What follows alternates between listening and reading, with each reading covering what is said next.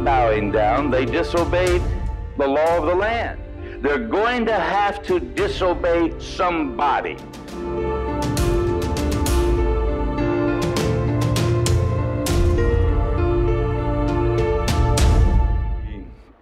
Thank you for bringing us together here today. And Lord, I pray that as we again open your word, that you would open our hearts and our minds. Help us to truly understand the significance of why this story we're going to study today is included in the Bible, what we can learn from it, and how we might prepare for the time that's soon coming when, again, a death decree will be established for those who do not worship an image to the beast. So give us your Spirit, Father, is our prayer in your Son's name. Amen. So what we're going to do, we're going to go to another book of Daniel tonight, or another chapter, I should say, of Daniel. So I hope everybody's got their Bible. If you don't have one, they have some back there. But we are going to be kind of going systematically through this third chapter. In the third chapter of Daniel, let's go, first of all, to look at this statue of gold. Remember last night we were studying that Nebuchadnezzar saw a dream, and his statue was in that dream, and that statue had 4 different types of metal to it. And we're going to look that Nebuchadnezzar, we saw last night, was told to be the head of gold. So as we come to it today, we're going to see that Nebuchadnezzar says, no, it's not going to just be a head, it's going to be the whole statue. So let's go to chapter 3. It says, Nebuchadnezzar the king made an image of gold whose height was 60 cubits and the breadth thereof 6 cubits. And he set it up in the plain of Dura in the province of Babylon. Then Nebuchadnezzar the king sent together the princes, governors, captains, judges, treasurers, counselors, sheriffs, and all the rulers of the province to come to the dedication of the image which Nebuchadnezzar the king had set up. Then the princes, governors, captains, judges, treasurers, counselors, sheriffs, and all the rulers of the provinces were gathered together unto the dedication of the image that Nebuchadnezzar the king has set up, and they stood before the image that Nebuchadnezzar had set up. Then an herald cried aloud, To you it is commanded, O people, nations, and languages, that at what time you hear the sound of the cornet, flute, harp, sackbut, psaltery, dulcimer, and all kinds of music, you fall down and worship the golden image that Nebuchadnezzar the king has set up. And whoso falleth not down and worships shall the same hour be cast into the midst of a burning fiery furnace. Therefore, at that time, when all the people heard the sound of the cornet, flute, harp, sackbut, psaltery, and all kinds of music, all the people, the nations, and the languages fell down and worshiped the golden image that Nebuchadnezzar the king had set up. Now remember, what we're looking at here now is a continuation of what we saw in Daniel chapter 2. In chapter 2, there was this image, golden heads, arms and chest of silver, belly and thighs of brass, legs of iron and feet of iron and clay. And those 4 metals represented 4 successive kingdoms. When we come to chapter 3 now, all of those metals are gone except for the gold. It's as if Nebuchadnezzar is saying, no, there's not going to be another kingdom after me. The gold is going to reign all the way through time. Remember, we saw a quotation from Nebuchadnezzar last night where he said that his kingdom was to last forever. And so he thought he could defy the dream that he had, that God had told him that you are going to fall and there's going to be 3 more kingdoms after you. Then there's going to be the 10 kingdoms, and then those kingdoms are going to all be blown away when Jesus comes, as a chaff on a summer threshing floor. So this thought is conveyed in all of those archaeological discoveries that we've looked at. Here's another one of Nebuchadnezzar from his tablet The fortifications of Escala and Babylon I strengthen and establish the name of my reign forever. You see, he didn't think that his kingdom was ever going to pass away. So here he builds this great image on the plain of Dura. On the plain, so everybody that comes from any directions have got to come down to it. So before they do, as they're on the hills and the mountains around, and they're looking down there, they see this massive golden image with all of the sun reflecting off from it. It must have been a magnificent sight. But the proportions that are given here are kind of strange. They're, as a matter of fact, they're disproportionate. It says that the height of it is 60 cubits. That would be 90 feet. So it's 90 feet high. That's big. And it said that the width of it was 6 cubits, or 9 feet. So you see, it's a statue. If we look at it as one straight statue up, it's 9 feet wide, but 90 feet tall. That'd have been one skinny guy, I tell you. And what we have to understand is that statues are not just stood up by themselves. Have you ever gone through a park or a museum, these type of things, and seen statues? You see, the statues are always on a base or a pedestal. That's why I told people years ago when I was in the ministry, don't ever put this pastor on a pedestal, because I've been to parks and I see what pigeons do to things on pedestals. You see, and so when we look at the Statue of Liberty, for example, that's known around the world. The Statue of Liberty is 305 feet tall. Of that 305 feet, only 111 feet of it are actually the size of the statue itself, because the rest are pedestals. So what we see here, this 90 to 9, changes quite a bit when we realize that that statue would have been on a pedestal just like the Statue of Liberty. And if you take the Statue of Liberty, this will give you an idea of the size of it. It will have been the same height as the Statue of Liberty. And so, without the pedestal, of course.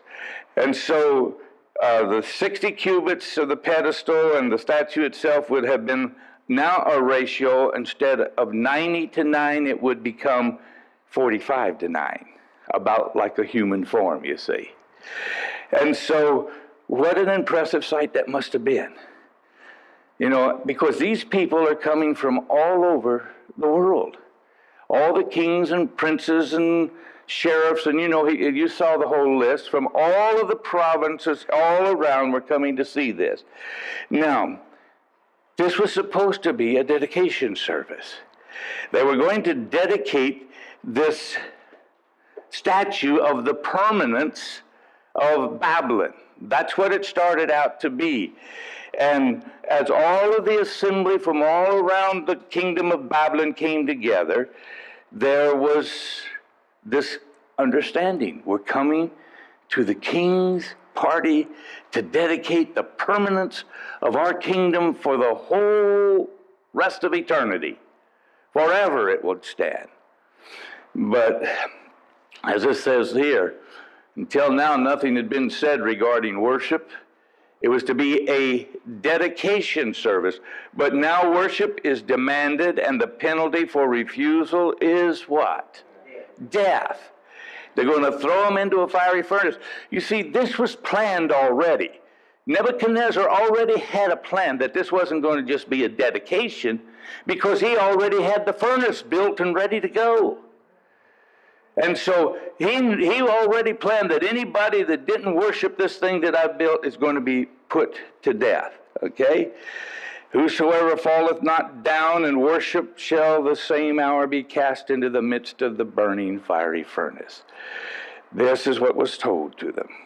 So as the music all started to play, it says here, where we were looking just a moment ago, go back to chapter 3. And look at what it said here in verse 7. It said, who fell down and worshiped? It said, everybody. I wanted to point this out so that you can understand. Don't ever base a belief or a doctrine on a single passage of Scripture. Did everybody bow down? No. It's talking about all of the masses of the people that were there bowed down to worship this image. So there was a commandment given governing worship which stood in direct contrast to the commandments of God. That's what it came down to. God had said, thou shalt not make any graven images or bow down and worship these things. So if these three guys we're going to look at in a minute had bowed down, they would have disobeyed God. But not bowing down, they disobeyed the law of the land. You see the predicament that they're in now. They're going to have to disobey somebody. The question was, whom was the one to be disobeyed? And so in Daniel chapter 6, I want us to see something here. I want you to go back to 6 for just a moment. The 6th chapter of Daniel, these first 7 verses. We talked about this a little bit last night. It says that pleased Darius, that was the Mede that overthrew Babylon, to set over the kingdom 120 princes, which should be over the whole kingdom, and over these 3 presidents, of whom Daniel was first. Remember I mentioned last night, Daniel was the 3rd ruler in that kingdom, that the princes might give account unto them, and the king should have no damage. You see, Daniel's position was to protect the king. He was honest, he was trustworthy, and he knew that these other guys could not be skimming if Daniel was watching over all of this. Then this Daniel was preferred above the presidents and princes because an excellent spirit was in him, and the king thought to set him over the whole realm. Then the presidents and princes sought to find occasion against Daniel concerning the kingdom, but they could not find none occasion nor fault, for as much as he was faithful, neither was there any error or fault found in them. Then said these men, we shall not find any occasion against this Daniel, except we find it against him concerning what? You see, constantly they were trying to set up things against the people of God so that they would disobey the law of God. And so they said, we can't find anything to get Daniel with unless we can set up something that would work against the law of God. That's exactly the same thing that's going to happen in the death decree that is looming just before us now. Watch what he says. Then these presidents and princes assembled together to the king, and said thus unto him, King Darius, live forever. And all the presidents of the kingdom, the governors, and the princes, and the counselors, and the captains have consulted together to establish a royal statute, and to make a firm decree, that whosoever shall ask anything of any god or man for 30 days, save of thee, king, he shall be cast into a den of lions. Now, what is happening? It said all of these guys had come together. Who was the head of the wise men? Do you think Daniel was there plotting to kill himself? Daniel was not suicidal. These guys did it behind Daniel's back, go in to the king and say, this legislative body, if you will, and said, we've all agreed that this is what we need to do. And the king signed the decree in his conceit there. So this law of God is what is so important that we're going to be looking at in a few days again. We will not find any occasion against him except we find it concerning the law of his God. That's an awesome thought when you consider what they're trying to do and what they almost succeeded in doing to get Daniel killed. Now watch what happens when Daniel finds out what had happened. Daniel found out about the law. So when Daniel knew that the writing was signed, he went to his house, and his windows being open in his chamber toward Jerusalem, he kneeled upon his knees 3 times a day and prayed and gave thanks before his God as he did what? What's that mean? Daniel's life wasn't changing. He was not going to sever his communication with God. He continued to worship God as he had all along. Now, these other wise men were watching Daniel. They're outside looking at that window knowing they're going to see Daniel there praying, because they'd seen Daniel there praying for years. And so once Daniel does this, then immediately they've got what they need to have Daniel put to death. Now, both of these laws, the one of Daniel chapter 2 and the one of Daniel 6, are typical of the persecution that God's people will endure during the last days, when the commandments of God will again become the basic test question. When again legislative enactments, supposedly for the good of the state, will compel people to worship a way other than what God has said. And it's very imperative that we understand this. When the laws of man conflict with the laws of God, the true follower of God will obey God, even if it means giving up their life. Jesus said it very strongly this way. He said, "In vain do they worship me, teaching for doctrines the commandments of men." What does the word vain mean? What does that mean? He says that your worship is unacceptable if you replace God's commandments with men's commandments. That's an awesome thought. But yet many do this not even realizing it. So we see that in Daniel chapter 6, it goes on down and says, when he came to the den, this is Darius, the next morning, he cried with a lamentable voice unto Daniel, and the king spake and said to Daniel, O Daniel, servant of the living God, is thy God whom thou servest how? Continually able to deliver you from the lions. You see, the king knew that Daniel was faithful to God, and that's why Daniel was faithful to Darius. That's why Daniel was faithful to all of those kings, because he was faithful to God. And so he cries out, was God able to save you? And watch this. My God has sent his angel and has shut the lions' mouths, that they have not hurt me.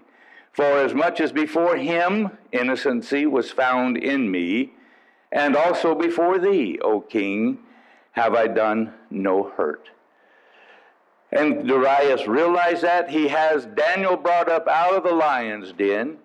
And just in case anybody thought those lions had been well fed, he had all of those other wise men and their families thrown into the lion's den. And it tells us in chapter 6 that the lions broke their bones and devoured them before they ever hit the bottom of the pit there.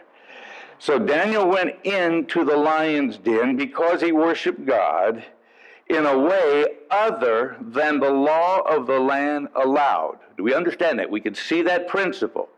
That's why he went in. He continued to serve God. He continued to honor God's commandments above the commandments of men. But here's the important thing to remember. Daniel's success was not because he came out of the lion's den, but because he was willing to go in to the lion's den, if that was what was required in order to be faithful to God. The success was in the obedience to God, not in the deliverance at the hand of God. In the last days, Revelation talks about a group of people known as the 144,000. Just as there was no fault in Daniel when Jesus comes, he will have this group of people that says in Revelation that in their mouth was found no guile, for they are without fault before the throne of God. They're that last people that come through that last persecution without fault before the throne of God. It says that here are they that keep the commandments of God and have the faith of Jesus.